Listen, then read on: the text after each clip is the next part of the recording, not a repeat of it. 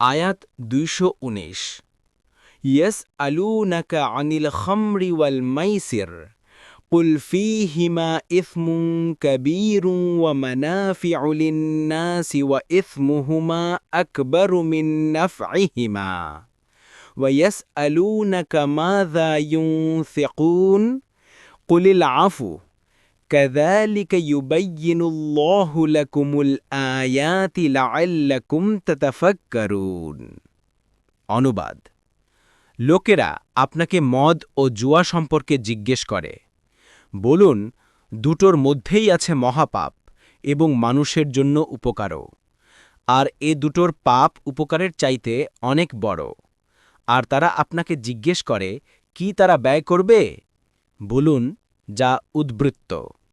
এভাবে আল্লাহ তার আয়াতসমূহ তোমাদের জন্য সুস্পষ্টভাবে ব্যক্ত করেন, যাতে তোমরা চিন্তা করো। তাফসীর ১ নং ফুটনোটের বিবরণ। ইসলামের প্রথম যুগের জাহিলিয়াত আমলের সাধারণ রীতিনীতির মধ্যে মদপান স্বাভাবিক ব্যাপার ছিল। রসূল সাল্লাল্লাহু আলাইহি ওয়াসাল্লামের হিজরতের পরও মদিনাবাসীর মধ্যে মদপান ও জুয়ার প্রথা প্রচলিত ছিল। সাধারণ মানুষ এসব বিষয়ের শুধু বাহ্যিক উপকারিতার প্রতি লক্ষ্য করেই এতে মত্ত ছিল, কিন্তু এদের অন্তর্নিহিত অকল্যাণ সম্পর্কে তাদের কোনো ধারণাই ছিল না। তবে আল্লাহের নিয়ম হচ্ছে এই যে, প্রত্যেক জাতি ও প্রত্যেক অঞ্চলে কিছু বুদ্ধিমান ব্যক্তিও থাকেন, যারা বিবেক বুদ্ধিকে অভ্যেসের ঊর্ধ্বে স্থান দেন। যদি কোনো অভ্যাস বুদ্ধি বা যুক্তির পরিপন্থী হয়, তবে সে অভ্যেসের ধারে কাছেও তারা যান না।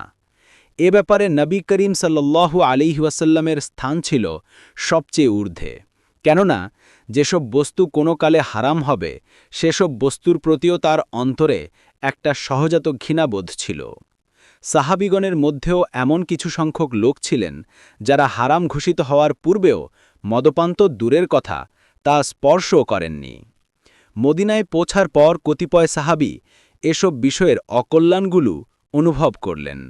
এই পরিপ্রেক্ষিতে ওমর, মুয়াজ বিন জাবাল এবং কিছু সংখ্যক আনসার রাদিয়াল্লাহু আনহুম রসূল সাল্লাল্লাহু আলাইহি ওয়াসাল্লামের নিকট উপস্থিত হয়ে বললেন, মদ ও জুয়া মানুষের বুদ্ধি বিবেচনাকেও পর্যন্ত বিলুপ্ত করে ফেলে এবং ধন সম্পদও ধ্বংস করে দেয়। এ সম্পর্কে আপনার নির্দেশ কি? এই প্রশ্নের উত্তরেই আলোচ্য আয়াতটি নাজিল হয়। আবু দাউদ ৩৬৭০, তিরমিজি ৩০২৯, মুসনাদে আহমদ ১ নম্বর খণ্ডের ৫৩ নম্বর পৃষ্ঠা। এই হচ্ছে প্রথম আয়াত যা মুসলিমদেরকে মদ ও জুয়া থেকে দূরে রাখার প্রথম পদক্ষেপ হিসেবে নাজিল হয়েছে। আয়াতটিতে বলা হয়েছে যে মদ ও জুয়াতে যদিও বাহ্যিক দৃষ্টিতে কিছু উপকারিতা পরিলক্ষিত হয়, কিন্তু দুটোর মাধ্যমেই অনেক বড় বড় পাপের পথ উন্মুক্ত হয়, যা এর উপকারিতার তুলনায় অনেক বড় ও ক্ষতিকর। পাপ অর্থে এখানে সেসব বিষয়ও বোঝানো হয়েছে যা পাপের কারণ হয়ে দাঁড়ায়। যেমন মদের মধ্যে সর্বাপেক্ষা বড় দোষ হচ্ছে এই যে, এতে মানুষের সবচাইতে বড় গুণ বুদ্ধি বিবেচনা বিলুপ্ত হয়ে যায়। কারণ বুদ্ধি এমন একটি গুণ যা মানুষকে মন্দ কাজ থেকে বিরত রাখে। পক্ষান্তরে যখন তা থাকে না, তখন প্রতিটি মন্দ কাজের পথই সুগম হয়ে যায়। এ আয়াতে পরিষ্কারভাবে মদকে হারাম করা হয়নি, কিন্তু এর অনিষ্ট ও অকল্যাণের দিকগুলোকে তুলে ধরে বলা হয়েছে যে, মদ্যপানের দরুন মানুষ অনেক মন্দ কাজে লিপ্ত হয়ে যেতে পারে। বলতে গেলে আয়াতটিতে মদ্যপান ত্যাগ করার জন্য এক প্রকার পরামর্শ দেয়া হয়েছে। সুতরাং এই আয়াত নাজিল হবার পর কোনো সাহাবী এ পরামর্শ গ্রহণ করে তৎক্ষণাৎ মদ্যপান ত্যাগ করেছেন। আবার কেউ কেউ মনে করেছেন, এ আয়াতে মদকে তো হারাম করা হয়নি, বরং এটা দিনের পক্ষে ক্ষতির কাজে ধাবিত করে, বিধায় একে পাপের কারণ বলে স্থির করা হয়েছে। যাতে ফিতনায় পড়তে না হয়, সেজন্য পূর্ব থেকেই সতর্কতা অবলম্বন করার পরামর্শ দেয়া হয়েছে। পরবর্তী সূরার আন-নিসায়ের ৪৩ নং আয়াতে মদপানের সময় সীমিত করা হয়। সবশেষে সূরা আল মাইদার ৯০ নং আয়াতের মাধ্যমে মদকে চিরতরে হারাম করা হয়। এ বিষয়ে আরও আলোচনা সূরা আল মাইদার ৯০ নং আয়াতে করা হবে। ২ নং ফুটনোটের বিবরণ। আয়াতে উল্লেখিত মাইসির শব্দটির অর্থ বন্টন করা। জাহিলিয়াত আমলে নানা রকম জুয়ার প্রচলন ছিল। তন্মধ্যে এক প্রকার জুয়া ছিল এই যে, উট জবাই করে তার অংশ বন্টন করতে গিয়ে জুয়ার আশ্রয় নেওয়া হতো। কেউ একাধিক অংশ পেত, আবার কেউ বঞ্চিত হতো। বঞ্চিত ব্যক্তিকে উটের পূর্ণ মূল্য দিতে হতো। আর গোশত দরিদ্রের মধ্যে বন্টন করা হতো, নিজেরা ব্যবহার করত না। এ বিশেষ ধরনের জুয়ায় যেহেতু দরিদ্রের উপকার ছিল এবং খেলোয়াড়দের দানশীলতা প্রকাশ পেত, তাই এ খেলাতে গর্ববোধ করা হতো। আর যারা এ খেলায় অংশগ্রহণ না করত তাদেরকে কৃপণ ও হতভাগ্য বলে মনে করা হতো। বন্টনের সাথে সম্পর্কের কারণেই এরূপ জুয়াকে মাইসির বলা হতো। তাফসিরে কুরতুবী ৩:৪৪। সমস্ত সাহাবী ও তাবিঈগণ এ ব্যাপারে একমত যে সব রকমের জুয়াই মাইসির এবং হারাম।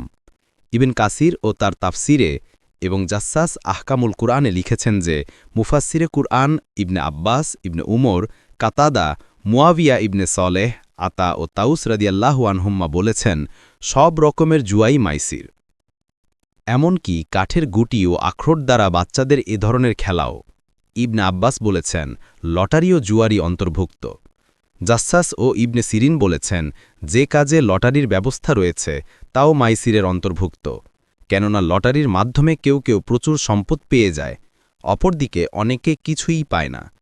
আজকাল প্রচলিত বিভিন্ন ধরনের লটারির সাথে এর তুলনা করা যেতে পারে। এসবই জুয়ার অন্তর্ভুক্ত ও হারাম।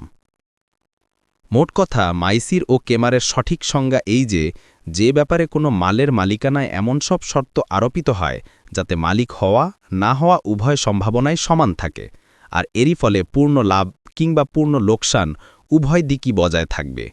এজন্য সহিহ হাদিসে দাবা ও ছক্কা পাঞ্জা জাতীয় খেলাকেও হারাম বলা হয়েছে, কেননা এসবেও অনেক ক্ষেত্রে টাকা পয়সার বাজি ধরা হয়ে থাকে। তাস খেলায়ও যদি টাকা পয়সার হারজিত শর্ত থাকে তবে তাও এর অন্তর্ভুক্ত হবে। বুরাদা রাদিয়াল্লাহু বলেন, রাসূলুল্লাহ সাল্লাল্লাহু আলাইহি সাল্লাম বলেছেন, যেই ব্যক্তি ছক্কা পাঞ্জা খেলে সে যেন শূকরের গোশত ও রক্তে স্বীয় হাত রঞ্জিত করে। মুসলিম 2260। ৩ নং ফুটনোটের বিবরণ। অর্থাৎ প্রয়োজনের অতিরিক্ত যা থাকে তাই খরচ করো। এতে বোঝা গেল যে নফল সাদকার বেলায় নিজের প্রয়োজনের অতিরিক্ত যা থাকে তাই ব্যয় করতে হবে। নিজের সন্তানাদিকে কষ্টে ফেলে তাদের অধিকার হতে বঞ্চিত করে সাদকা করার কোনো বিধান নেই। অনুরূপভাবে যে ব্যক্তি ঋণগ্রস্ত, ঋণ পরিশোধ না করে তার পক্ষে নফল সাদকা করাও আল্লাহর পছন্দ নয়।